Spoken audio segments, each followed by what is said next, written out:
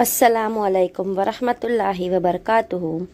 जनाब बाबूभाई सोपारी वाला girls primary school, कक्षा 8, विषय हिंदी, विषयांक इकाई 1, पत्र एवं डायरी।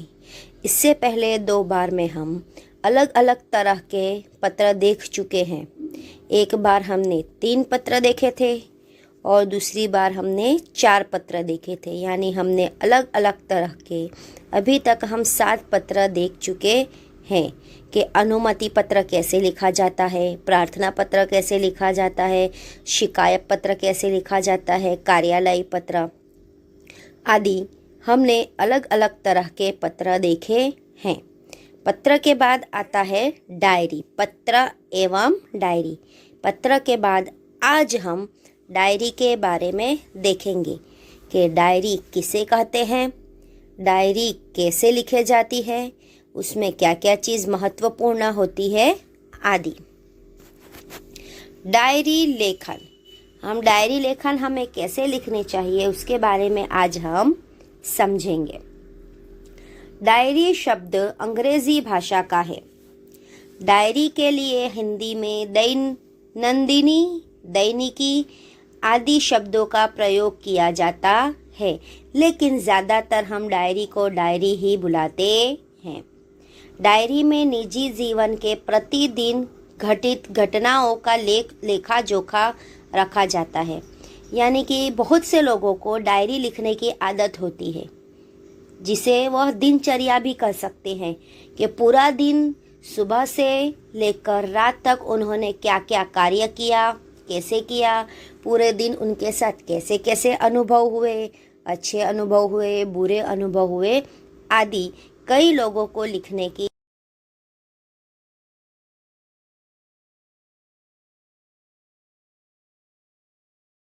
कार्यों या तथ्यों की जानकारी प्राप्त होती है।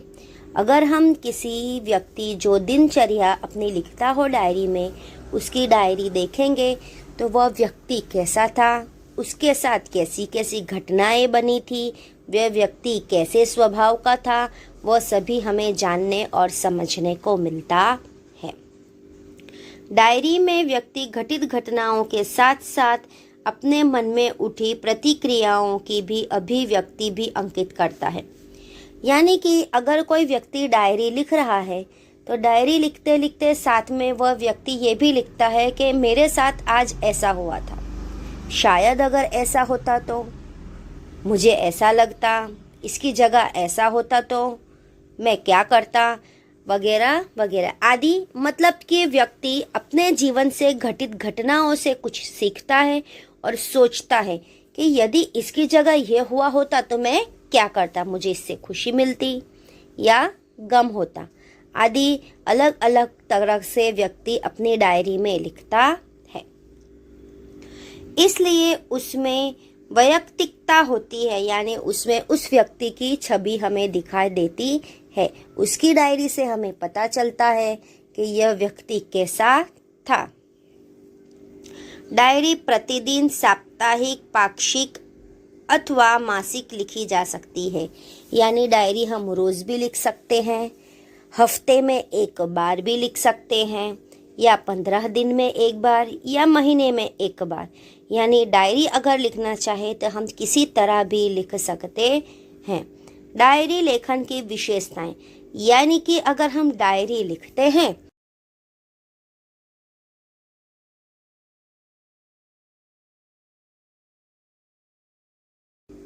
डायरी लेखन में निम्नलिखित गुण होने आवश्यक है।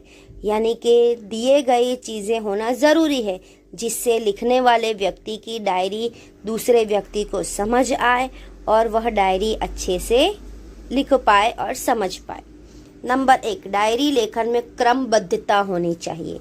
यानी कि अगर हम डायरी लिखते हैं तो उसमें क्रम का खास ध्यान रखना पड़ता है। जैसे कि मान लीजिए कि अगर कोई व्यक्ति प्रतिदिन डायरी लिखता है, प्रतिदिन डायरी लिखेगा तो वह सुबह से लेके रात तक की पूरी अपनी क्रिया लिखेगा। तो उसमें पहले सुबह का लिखेगा, फिर शाम का लिखेगा, फिर याद आएगा तो बीच का लिखेगा, दोपहर का लिखेगा। यह चीज़ गलत है। क्रमबद्धता यानी सुबह से उसके जगने से लेकर क्रमबद्ध जैसे जैसे समय बीतता है वैसे वैसे रात तक की वह डायरी लिखता है, जिसमें उसका क्रम होता है।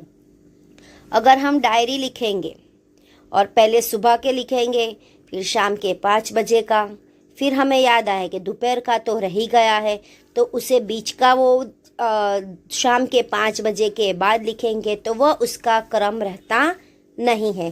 तो इसलिए यहाँ पे उसका क्रमबद्धता यानी क्रम में होना आवश्यक है।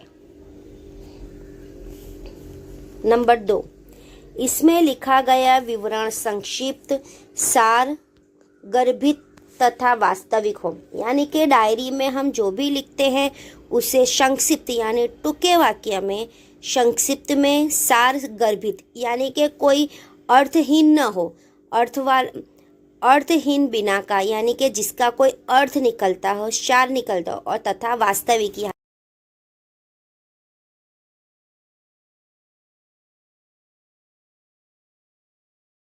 घटना या तथ्य का स्पष्ट रूप से उल्लेख होना आवश्यक है। यानी डायरी किस स्थान पे लिखी गई है या किस स्थान के बारे में लिखी गई है, कौन सी दिनांक को लिखी गई है, कौन से वर्ष लिखी गई है, किस तरह की घटना, यह सब भी बिल्कुल सही होना चाहिए। डायरी लेखन करते समय आलोचना, टीका टिप्पणी, बनावटीपना, काल्पनिकता, चित्रात्मक अनावश्यक विस्तार से बचना चाहिए। यानी डायरी लिखती वक्त आलोचना, किसी और की आलोचना करना, किसी की टीका करना, उसमें गलत बनावटी लिखना, काल्पनिक यानी जो घटना न घटी हो फिर भी अपनी कल्पना से लिखना, कुछ चित्रात्मक अनावश्यक यानी जो चीज़ न हुई हो वैसा कुछ लिखना, यह सब अनावश्यक है। यह सब चीज़ें डायरी में लिख सकते नहीं। आगे देखते हैं डायरी लेखन के लाभ। अगर हम डायरी लिखते हैं तो उससे हमें क्या लाभ होते हैं। डायरी लेखन के अनेक लाभ हैं। डायरी लेखन के अनेक कौन कौन से लाभ हैं हम वो अब विस्तार से देखेंगे। इससे जीवन में घटी घटनाओं की जानकारी प्राप्त होती है। डायरी लिखने से हमें जीवन में कौन कौन सी घटनाएं घटी थी और उससे हमें क्या अनुभव हुआ था, क्या हासिल हुआ था, वह जानकारी हमें प्राप्त होती है। यानी कि वह समय बीत जाने के बाद भी अगर डायरी लिखी हो तो हम उसके बारे में जान पाते हैं। डायरी में तथ्यों का उल्लेख रहता है। इसी कारण व्यक्ति दिन भर जो अच्छे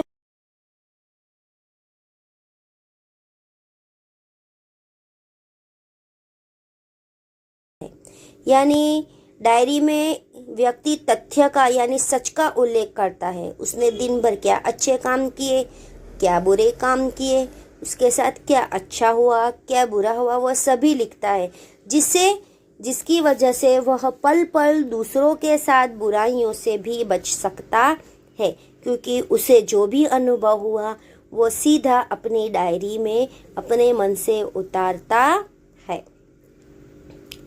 डायरी ही ऐसा दस्तावेज है जिसे पढ़कर किसी व्यक्ति के जीवन के पिछले अनुभवों तथा घटनाओं की जानकारी और वह भी संबंधित व्यक्ति के शब्दों में प्राप्त की जा सकती है। जैसे कि जब हमने आगे डायरी के बारे में देखा तो हमने देखा कि अगर कोई व्यक्ति डायरी लिखता है और वह डायरी कोई और व्यक्ति पढ़ता है तो उस डायरी पर से हमें वो व्यक्ति कैसे स्वभाव का था, वो क्या सोचता था, क्या सोच रखता था, उसके साथ आगे भूतकाल में क्या अच्छा क्या बुरा हुआ उसकी हमें जानकारी मिलती थी। उनके अनुभवों को भी हम जान पाते हैं और वह व्यक्ति कैसे स्वभाव का था वो भी हम जान सकते हैं। इसीलिए यहाँ पे कहा गया है कि डायरी ऐसा दस्तावेज है जिसे पढ़कर हम व्यक्ति के जीवन का चित्रण अनुमान कर सकते हैं। डायरी लेखन के उदाहरण। अभी तक हमने देखा कि डायरी किसे कहते हैं, डायरी कैसे लिखी जाती है और डायरी लिखने से हमें क्या लाभ होता है। अब यहाँ पे हमें एक उदाहरण दिया गया है कि डायरी कैसे लिखते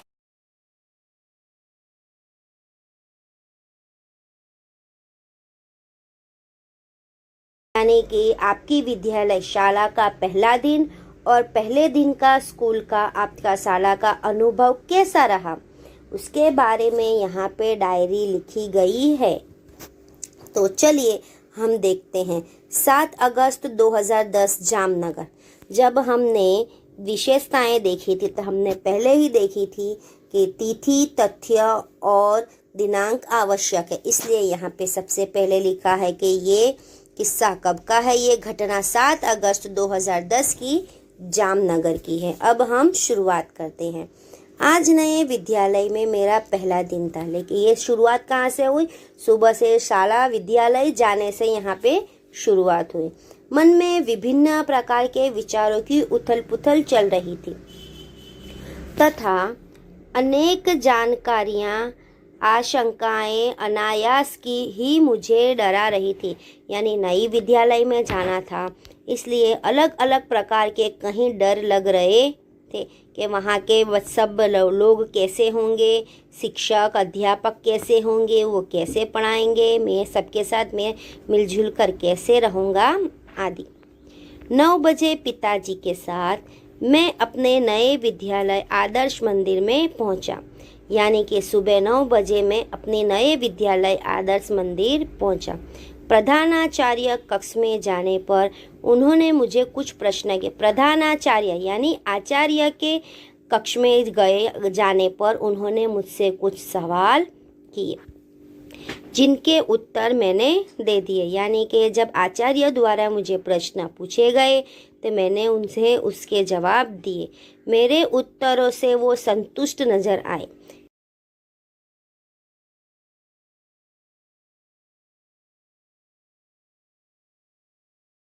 थे। उन्होंने मुझे प्रवेश के लिए निर्धारित फॉर्म दे दिया। फॉर्म यानी उन्होंने यानी प्रधानाचार्य आचार्य ने मुझे कक्षा के लिए एक फॉर्म दिया। मन को राहत मिली। यानी कि जब प्रधानाचार्य के उत्तर मैंने दे दिए और उन्होंने मुझे प्रवेश के लिए फॉर्म दिया तो मुझे राहत मिली। थोड़ी ही देर में शुल्क आदि जमा करने के बाद मैं अपनी नई कक्षा में पहुंच गया। यानी थोड़ी देर बाद फॉर्म भरने के बाद फॉर्म भरा और फीस आदि भर के मैं अपनी नई कक्षा में पहुंचा। अपने नए दोस्तों, अध्यापक और आचार्य से मिलकर ऐसा नहीं लगा कि मैं नए विद्यालय में आ गया हूँ। यानी कि जो मुझे सुबह डर था कि पाठशाला विद्यालय कैसी होगी, वहाँ के प्रधानाचार्य, शिक्षक, वहाँ के बच्चे कैसे होंगे, वह डर से अब मुझे राहत मिली। मुझे पहले दिन ही ऐसा नहीं लगा कि यहाँ के लोग नए हैं, मेरे लिए नए हैं। सबसे मिलकर मुझे अच्छा लगा। यहाँ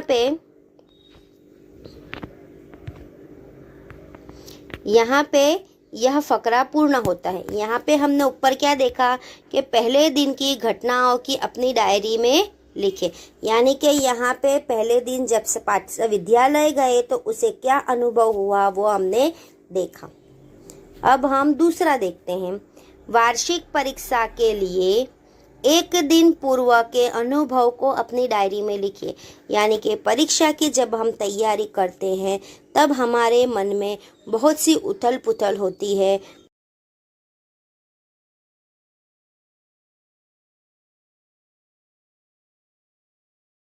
पेपर कैसा आएगा, हमारा पेपर कैसा जाएगा आदि। तो वार्षिक परीक्षा के एक दिन पहले का हमारा जो अनुभव है वो हमें यहाँ पे डायरी में लिखना है। तो डायरी में सबसे पहले हमें क्या लिखना है?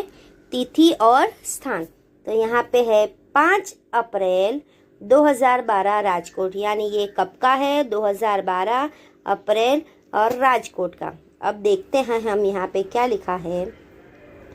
कल वार्षिक परीक्षा का पहला दिन है।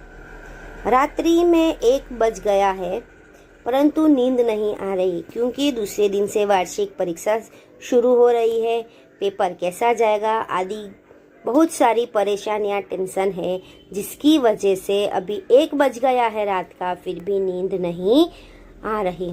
कल विज्ञान और टेक्नोलॉजी विषय की परीक्षा है, यानी पहला ही पेपर कौन सा है, विज्ञान और टेक्नोलॉजी।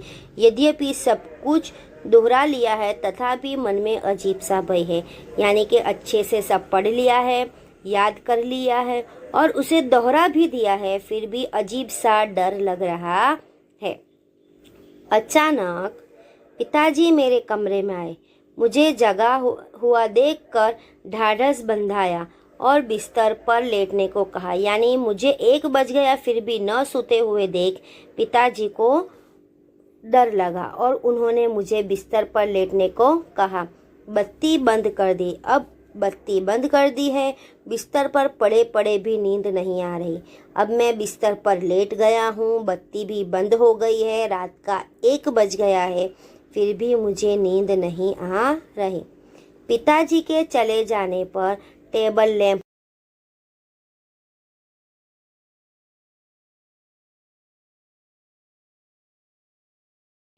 चालू किया और वहाँ पे फिर से मैं पढ़ाई के लिए बैठ गया। थोड़ी देर में थककर बिस्तर पर पुनः लेट गया और न जाने कब नींद आ गई। यानी कि पढ़ने पलटने के बाद, फिर से पढ़ाई करने के बाद थक लगने पर मैं फिर से बिस्तर पर लेट गया और न जाने कब नींद आ गई। अब यहाँ पे हम संदेश व्यवहार का चित्र देखिए और समझिए। यानी कि यहाँ पे हमें कुछ चित्र दिए गए हैं। उस चित्र में हमें बताया गया है कि पहले के समय में से लेकर अभी तक कैसे कैसे पत्र व्यवहार किया जाता था। देखिए, ये सबसे पहला चित्र है कबूतर और उसकी चोंच में एक पत्र दिया गया है। यानी बहुत पहले के समय में पहले कबूतर द्वारा संदेशा भेजते थे, वह हमें दिखाया। उसके बाद धीरे धीरे उसका स्थान पत्र ने ले लिया, जिस पर हमें लिखकर एक जगह से दूसरी जगह भेजा जाता था। उसके बाद आया डाकघर, जिसके द्वारा डाकघर में हम पत्र डालते थे और डाकिया वह एक जगह से दूसरी जगह ले जाकर उसके सही स्थान पर पहुंचाता था। उसके बाद आया पोस्ट कार्ड। पोस्ट कार्ड के बाद धीरे धीरे आया एनवलप। एनवलप के बाद अब उसके बाद आया है मोबाइल फ़ोन। मोबाइल फ़ोन द्वारा अब हम कोसों दूर बैठे व्यक्ति